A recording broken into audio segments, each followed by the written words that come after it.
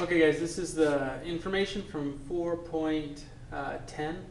This section is all about writing equations for quadratic functions or quadratic equations, meaning that given some points, what could we do to write the equation that would describe the motion of an object in projectile motion or some sort of projectile or parabolic function that fits this description, fits those points. There's actually only one in each of these situations that's even possible. So first we need to know is what format we're looking at. On number 10, we're given the vertex, which means we're going to be looking at vertex format, which tells me that I'm going to use y equals a parentheses x minus h squared plus k, where hk is the vertex. And so that helps me get started. The idea is I want an equation like this, but I've got to use this h and k. So I can write by saying y equals a x minus 5, that's my h value, quantity squared, plus 0. Now I'm going to drop that plus 0 from this point forward, but if it was a plus 2, it'd be plus 2, and so on. Next thing I want to do is I want to plug in the x value and the y value so that I can isolate this a. Once I know a, I should be able to finish the equation. So I'm going to put in a negative 27 for y equal to a times 2 minus 5 quantity squared. And of course there would be the plus 0, but I don't have that here. That means negative 27 is equal to 2 minus 5 is negative 3, and negative 3 squared is 9. So I'd have 9a. Then when I divide by 9 on both sides, I get that a equals negative 3. And so that means my final equation for this function is y equals negative 3, x minus 5, quantity squared. This is acceptable, or you can write plus 0. Either one is fine. This is my answer, and that's all I really needed to be able to do. Find the a value using the point and the vertex. All right. On 22, we changed it up just slightly because now we're no longer using vertex format. Now we're using intercept. Now, for those of you who don't remember what intercept format looks like, it should look like this: y equals a x minus p times x minus q, where p and q are the zeros or x-intercepts of the function. I'm going to use the same exact approach. Just keep in mind that p and q are these values up here, negative 1 and 4, and that my point x, y is 2, 4. I'm going to put a 4 here, because this is my y value, equals a times 2 plus 1, because I'm subtracting a negative 1, times 2 minus 4. So now I'm going to get 3 and negative 2. That means that 4 equals negative 6a. And when you divide by negative 6, you get that a equals negative 2/3. Well, that allows me to then go and write y equals negative 2/3 x minus, or x plus 1 rather, and x minus 4.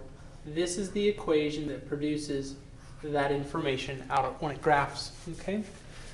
And you could try it. You could actually test 0 or 2, 4 and see if it checks out. You could also check negative 1, does that make it 0? 4, does that make it 0? Those would be questions asked.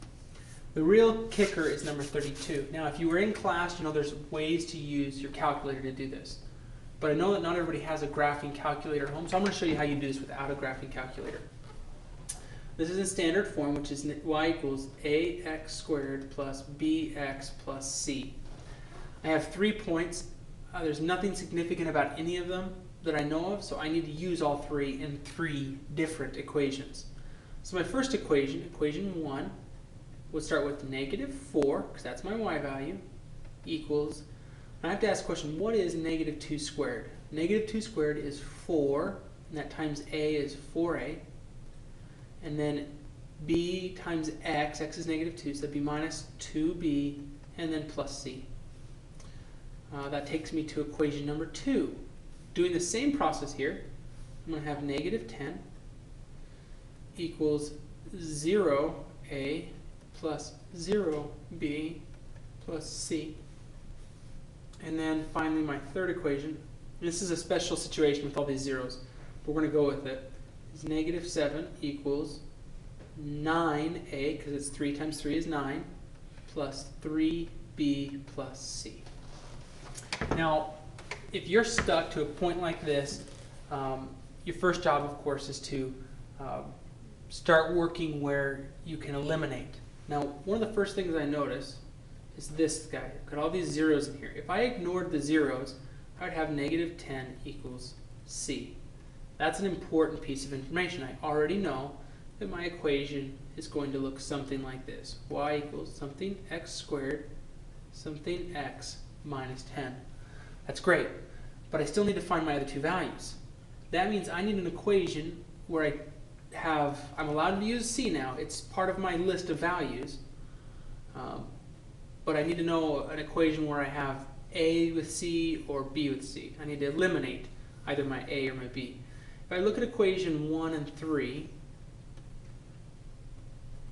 I know that if I multiply equation 1 by 3, I'll get a negative 6 for my b value. So I'd have negative 12 equals 12a minus 6b plus 3c.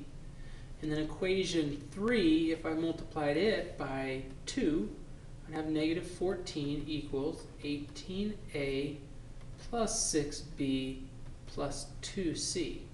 And now I can add these together. Negative 26 equals 30a. Those cancel. And I get plus 5c, but I also know that c is equal to negative 10. So I'm going to keep that in mind as I go forward. Now I'm going to plug this value right into here to get negative 26 equals 30a minus 50. And then I'll add 50. And did Mr. Welch make a mistake? No, I don't think I did. Alright, so that would give me 24 equals 30a. I'll divide by 30 and get that a equals 28 over 30. If I divide both of them by 6, I end up with 4 over 5. That's a reasonable sized fraction because it reduced. If it hadn't reduced that well, I might have been a little bit more uncomfortable with it. But let's take that and plug that into one of these equations. There's really not going to be anything nice about this process. We're just going to grab one of them. Let's take equation 1 and say that we have negative 4 equals 4 times 4/5 minus 2b minus 10, because that's my c. It's the negative 10. I'm quite frankly just going to use a calculator to total some of this stuff up.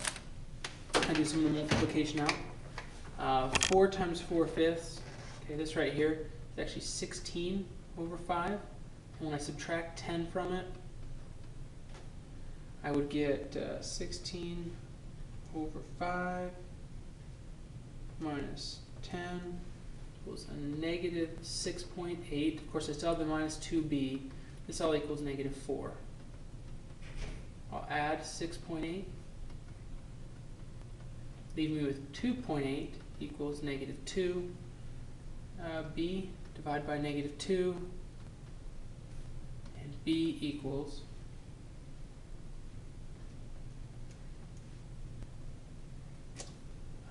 negative 1.4. And as a fraction, or as a fraction, let's get that to a fraction. We end up with negative 7 over 5. I know that was a little bit, a lot of work to do, but we end up with something that looks like this. 4/5 x squared minus 7/5 x minus 10. And there's my final answer. Now, let's see, if you have a calculator with you at home, it's a graphing calculator, where you get access to that type of material, let me show you just real quickly how easy this can be.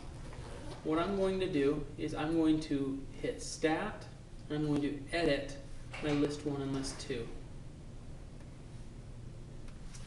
Okay, sorry about that. What we're going to do is we're going to, like I said, we hit Stat, we're going to edit our list 1 and list 2. And so in our list 1, we want the x ordered pairs. So negative 2 0, and 3. Those are our x coordinates. I'm going to slide over, and in the same order, put in our y values. -4, enter, -10, enter, -7, enter.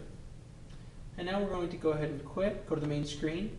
We want to do a stat, but we actually want to calculate. Now, when I do this, it's going to be a little bit different than the calculations you would do if you had a newer calculator. The newer calculators are very fancy. They do a lot of this work for you, but I'm going to pick 5, the quadratic regression. Okay, now I have to tell it which lists I want it to use. Your calculator, if you have a newer one, will ask you if list 1 and list 2 are correct, and you just tell it to calculate. But what I'm going to do is I'm going to have to go in and pick my list. List 1 is my x coordinates. Then I'm going to go back into my list and pick list 2, which is my y coordinates. And now when I hit enter, and with 0.8, -1.4, and -10. Those are the values here, here, and here.